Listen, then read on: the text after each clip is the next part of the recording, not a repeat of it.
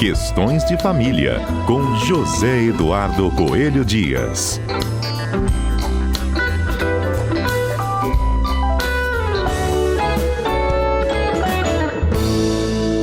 Nesse mês de junho, nós estamos relembrando aqui, né, um assunto que a gente já tratou, já debateu, inclusive com os maiores especialistas do Brasil, né, sobre as mudanças do novo Código Civil. A cada semana, um tema para te deixar muito bem informado das mudanças que estão em curso, né, agora a gente tramitando no Congresso Nacional. No tema de hoje, a gente vai falar da reforma do Código e como ela expande o conceito de família. Não é isso, Zedu? Bom dia para você. Bom dia, Fernanda. Bom dia aos nossos queridos ouvintes da Rádio CBN. O que muda efetivamente, Zedu, caso aprovada a forma, né, como ela está escrita hoje? Fernanda, o conceito de família no nosso direito, ele sempre foi muito atrelado ao casamento. Eu lembro que até 1988, a única modalidade de família permitida, ou melhor dizendo, prevista no nosso ordenamento, era a família conjugal, ou seja, aquela formada pelo casamento. Só que a realidade vai mudando, a sociedade vai mudando e, por vezes, a sociedade atropela a lei, né? Hoje em dia, nós não temos mais como falar de um conceito de família exclusivamente vinculado ao casamento. Então, a família, hoje em dia, a gente consegue perceber diversos núcleos familiares onde não há necessariamente a conjugalidade. E eu cito como exemplo as famílias monoparentais, ou seja, aquelas formadas por um só dos ascendentes e a sua prole, seus filhos, os seus descendentes. Não há conjugalidade, não há casamento. Mas a família, parece assim, óbvio que só que o direito não vê assim. Então, o nosso Código Civil, que eu chamo de Código Benjamin Button, que é o código que nasceu velho e que vem sendo tornado novo, graças ao esforço dos nossos advogados e dos nossos juízes, que vêm interpretando a norma em cotejo com a sociedade atual, com a realidade atual, ele tem se tornado mais novo, mais adequado. Só que isso, de certa forma, traz também uma certa insegurança jurídica. Então, é preciso reformar a norma, e o projeto de lei número 4 de 2025, né, enviado ao Congresso pelo senador Rodrigo Pacheco, traz algumas transformações nesse conceito de família. Então, hoje, nós podemos dizer que o texto do projeto de reforma vai dizer explicitamente que a família vai se formar por vínculo conjugal ou não conjugal. E isso faz com que o conceito de família fique alargado, né? A gente vai definir que é família aquelas pessoas que tenham um convívio estável, contínuo, duradouro e público. Nós vamos ter a presença da família monoparental, o reconhecimento dessa família monoparental, como nós dissemos, né, formada por um pai ou uma mãe e seus descendentes, qualquer que seja a natureza da filiação, tá, Fernanda? Uhum. É importante a gente lembrar que a filiação hoje também já teve a sua amplitude, né? Já tem uma maior amplitude. A família não conjugal, que é aquela formada pelo convívio de pessoas que vivem sob o mesmo teto, sem necessariamente a sexualidade, mas com o compartilhamento de responsabilidades familiares, tá? Isso também a gente vê muito isso, um grupo de pessoas que estão efetivamente unidas, que compartilham de responsabilidades, dividem as contas e não tem um reconhecimento, né, de família. Com a mudança no Código, esse reconhecimento poderá vir. Outra modificação que traz o projeto acaba com a expressão homem e mulher que estão lá no Código, que foi inclusive muito debatida por ocasião do julgamento pelo Supremo em 2011 da possibilidade de formação de relações de união estável, né, entre pessoas do mesmo gênero. Alguns alegavam que como havia previsão, perdão, como o código dizia, homem e mulher não poderia ser entendido como a união de pessoas do mesmo gênero. Aham. O projeto retira essa expressão, vai dizer que o casamento se realiza quando duas pessoas livres e desimpedidas manifestam perante o celebrante sua vontade de estabelecer vínculo conjugal e o celebrante os declara casados. Então deixa de mencionar gênero ou orientação sexual. Isso vai acabar legitimando de uma vez por todas as uniões homoafetivas que já estão incorporadas em nosso direito desde 2011. E aí aquele alerta que a gente sempre faz. Não importa se você é contra ou a favor. O fato é que o direito reconhece essas uniões entre pessoas do mesmo gênero desde 2011.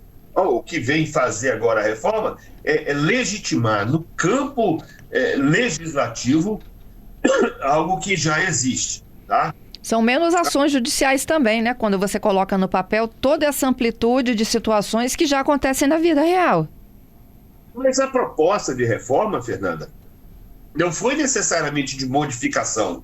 Quando foi convidada a comissão de juristas e quando começaram os trabalhos, os juristas já tinham essa ideia, não reformar necessariamente. Nós não vamos inventar um novo direito civil. Nós vamos só colocar no campo legislativo aquilo que já existe na nossa sociedade, de forma a oferecer segurança jurídica. E os avanços que acontecem são avanços contidos, não são avanços extraordinários ou estapafúrdios que podem causar comoção. Não. É basicamente um aperfeiçoamento daquilo que nós já tínhamos, né? Isso. Nós já falamos aqui também que falamos na nossa última edição sobre a possibilidade do divórcio unilateral, né? Então vamos já passar dessa parte. E tem um outro detalhe também que é muito interessante, que é a modificação do tratamento aos nossos queridos e amados animais de estimação. Você tem algum pet, Fernanda? Eu já tive, até o ano passado, a Vida. Oh, meu Deus. Ela hoje é um anjinho. Nós chegamos aqui em casa a ter um momento em que nós tínhamos 2 cadelinhas e 8 gatos. E que são realmente parte, desfrutam do nosso afeto, da nossa atenção. Só que esses animaizinhos, eles eram considerados pela legislação como móveis, bens móveis. A única coisa que se atribuía a esses bichinhos tão queridos era o status de coisa. E o Código traz uma modificação elevando o patamar, dizendo que esses animais são seres vivos sencientes e passíveis de proteção jurídica própria, em virtude de sua natureza especial. Então, e ainda vai propor a possibilidade de reparação de danos aos animais que sofrerem danos, né, por violência, por maus tratos, enfim, vai trazer a possibilidade, inclusive, do reconhecimento desses animais como algo que tenha valor para as famílias. Nós não estamos dizendo aqui que esses animaizinhos vão virar irmãos ou primos ou tios. Não, não, não. Mas a gente considera efetivamente a existência deles como seres são sencientes, afastamos o estado de coisa, e aí nas discussões de divórcio, por exemplo, que já existem, nós vamos poder dar um tratamento mais tranquilo para eles, né? Inclusive estabelecendo regimes de convivência e não apenas de coposse. Não quer dizer que nós vamos transformar os nossos animais em parentes, tá, Fernanda? Não é isso que eu estou dizendo, viu? Traz modificações também no campo da reprodução assistida, né, na chamada barriga solidária. Você sabe, Fernanda, que hoje em dia a gestação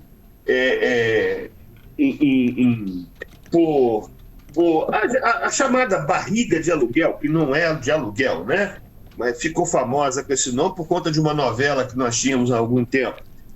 Ela no Brasil, ela não é regida pelas leis civis, mas pelos normativos do Conselho Federal de Medicina. Olha que absurdo. É um órgão de classe determinando o comportamento de todo o cidadão, inclusive daquele que não é pertencente àquela associação. O código chama a responsabilidade para si e vai começar a dar um outro tratamento para a chamada reprodução assistida, permitindo, inclusive, em alguns casos, a chamada barriga solidária. Deixa de ser barriga de aluguel, passa a ser barriga solidária, ainda sem pagamento ou ainda sem remuneração, porque isso não é considerado um serviço, mas um auxílio para alguém que queira colaborar com o casal que só pode ter filhos por aquela maneira. Enfim, nós temos algumas modificações bastante substanciais, mas que são já encaradas normalmente aí na nossa sociedade, já são uma realidade, né? E é basicamente isso. Tenho perguntas aqui dos nossos ouvintes. Vamos lá. Patrícia, conte pra gente. Patrícia tá de volta, viu, Zedu? Coisa boa, com saudade, viu, Patrícia? Também 40 dias de férias, Edu. Tem que dar saudade, né? Eu também. Cheia de saudade de vocês, os ouvintes, mas vamos lá. Tudo que é bom dura pouco, né? Foram só 40 dias. Olha que inveja, mas vamos lá. Vamos lá, olha, a Giovanni está aqui dizendo, olha, só uma curiosidade, nessa comissão de juristas tem algum capixaba? Não, assim, que eu me lembre diretamente, não, mas nós tivemos colaborações de pessoas aqui, porque ela foi ampliada, né? Houve chamamento público, então muita gente, ainda que não integrante da comissão, pôde oferecer contribuições, entendeu? E a outra é uma observação do Joed, ele dando bom dia para você também, né, para Fernanda, dizendo que aqueles mais conservadores, né, defensores da família tradicional, vão acabar passando mal com essa mudança legal nas questões do Código Civil. Pois é, mas aí eu sinto muito dizer, porque é o que eu estou dizendo, essas mudanças aí, na verdade, elas já estão presentes na nossa sociedade. Você hoje, por exemplo, não tem como negar reconhecimento, por exemplo, às famílias monoparentais. Elas existem. Nós não podemos negar reconhecimento às famílias formadas por pessoas do mesmo gênero ou da mesma orientação sexual. Elas existem. Temos de tirar a proteção jurídica para essas pessoas, né? É isso. Zedu, na próxima semana, já dando spoiler aqui para os nossos ouvintes, a gente fala do fim da condição de solteiro, é isso? Pois é. O que vem por aí, hein? Já te espero, viu? Melhoras, hein? Um abraço, gente. Até a próxima semana, se Deus quiser.